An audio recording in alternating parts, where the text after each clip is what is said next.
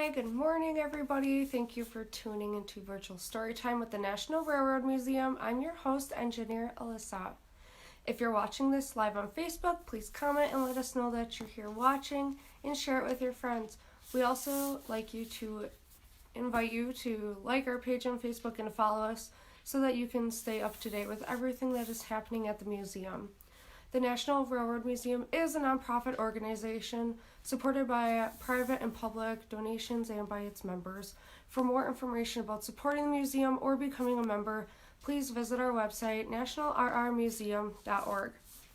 Today, our book is called, The Littlest Train. Even the littlest trains can have the biggest adventures.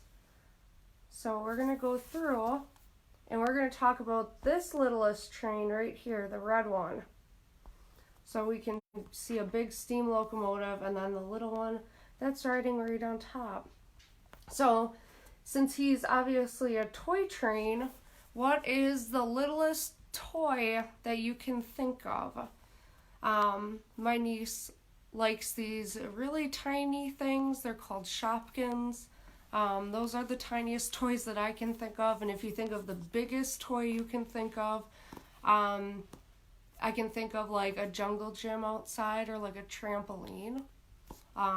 Those are kind of what I think for a big toy for some older kids. But this is going to be our book. So if you want to comment any of your ideas of a littlest toy or a biggest toy, you are more than welcome to. So here's our front cover. So if anybody knows what kind of train that is, it's a plow train.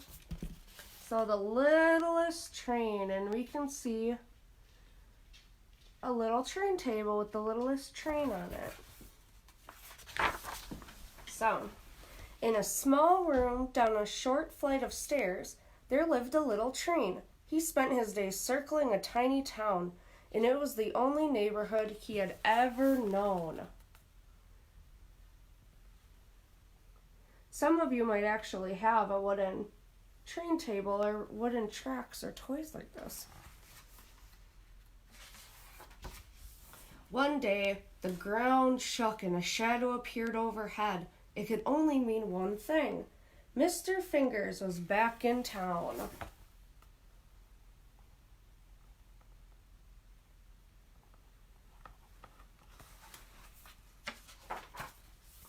This time, Mr. Fingers knocked over the crane, which bumped the train, who fell down, down, down, and into a brand new world.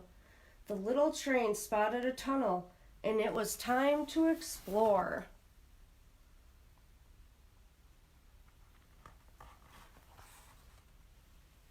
And then there's the little tunnel.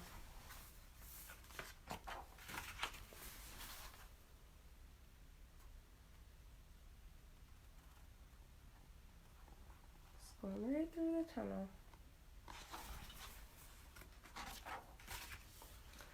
The world beyond seemed vast and strange until the little train spotted something familiar in the distance.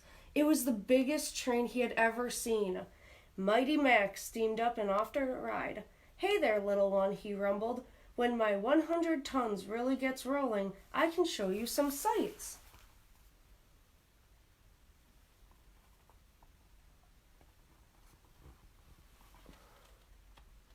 Kind of looks like the big boy.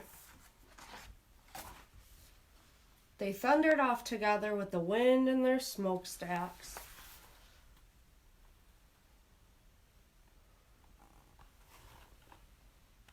And there's the littlest train. Around the bend, Chloe Cox chugged up and offered to carry the little train to the top of the world. "Come with me, little train," she said. "I've got 32 teeth on my gears, and I never slip back. I'll take you to a place where you can see forever."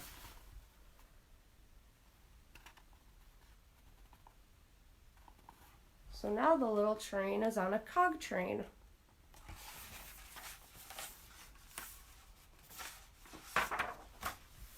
Forever looked wonderful, but the little train realized there was one thing he could not see, and that was his home.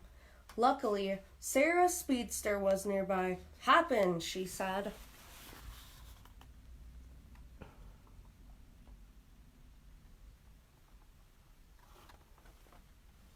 So now we're on a high-speed train. "At 150 miles per hour, we'll get you home lightning quick." Sarah's speedster raced as far and as fast as she could, but everything zoomed by in a blur, and the little train could not spot his home.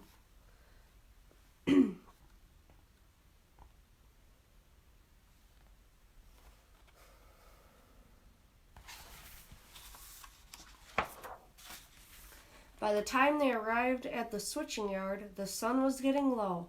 Mr. Fingers would surely have noticed that the little train was missing.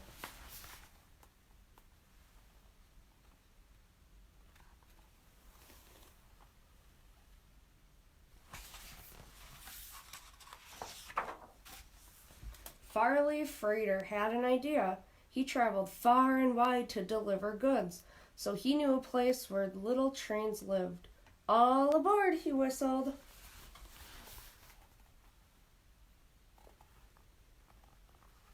Can you spot the little train on this page? Kind of hiding in a box.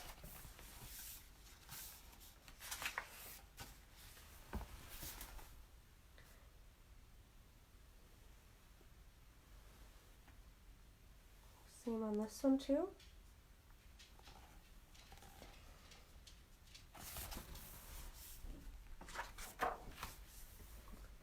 Finally, the little train did not feel so little anymore, but he had no tracks, no trees, and no table, and he missed his new friends. Then the little train saw a familiar shadow.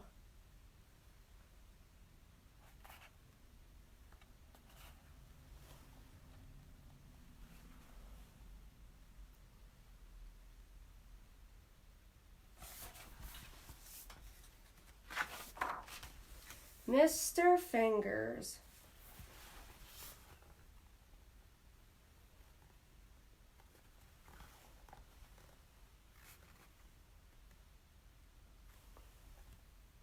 Can you see him hiding in there?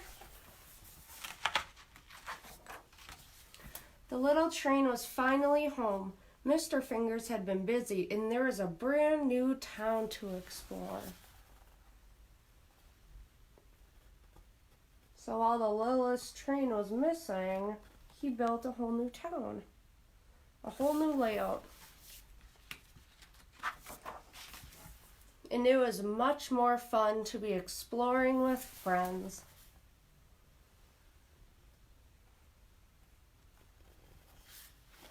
So all of his new friends came home with him too. There's the back of the book. And then on this page, it kind of just goes through all of the different types of trains, like bullet trains, freight trains, snow plows. And it just gives a little information about those. This book will be available in our online store if anybody's interested in it. I'll be posting a craft down below and also on our activity zone on our website where all my past story times are, and they are also all up on YouTube. I will be back tomorrow at 10 o'clock through Friday at 10 o'clock, and I have a couple of new stories that I can't wait to read with you guys. So I hope you have a wonderful day today, and I hope you enjoyed The Littlest Train. Have a good day. Bye.